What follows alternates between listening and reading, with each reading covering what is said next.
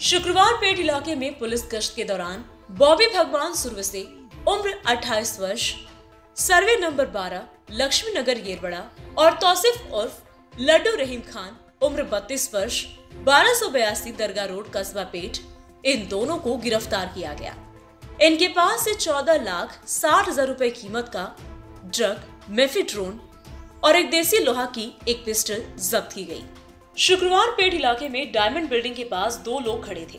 Police inspector Sudarshan Gaekwad और inspector Nitin Kumar, इन्हें दोनों पर शक हुआ। इन दोनों की तलाशी लेने पर उनके पास से 14,60,000 रुपए कीमत की नशीली दवा, मेफेड्रोन और 67,000 रुपए कीमत की देसी पिस्तौल और 2 जिंदा कारतूस बरामद हुआ। फराज खाना थाना पुलिस आगे की जांच कर रही है।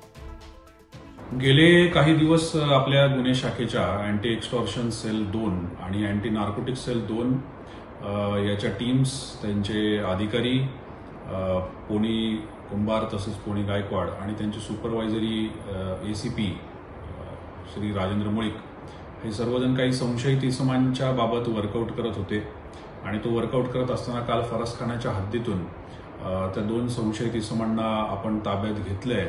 ताब्यात घेतल्यानंतर त्यांच्याकडून एक कंट्री मेड पिस्टल 2 राऊंड तसंच जवळपास 74 ग्रॅम एमडी हा सापडून आलाय।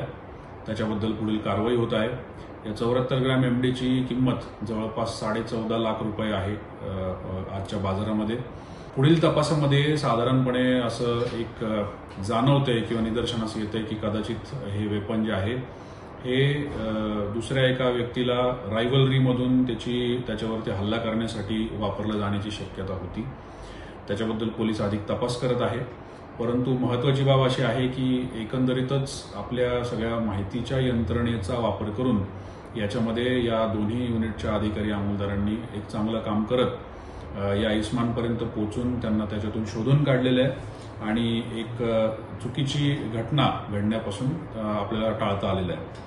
या दोन्ही संशयित इसम ज्यांना ताब्यात घेतलं यांचं नाव बॉबी सुरवसे, साधारण वय 28, मूळचा लातूरकडचा असलेला, सध्या पुण्यात स्थायिक असलेला, आणि तौसिफ लड्डू रहीम खान वय साधारण 36 हा राहणार शुक्रवार पेठ एरियातला आहे।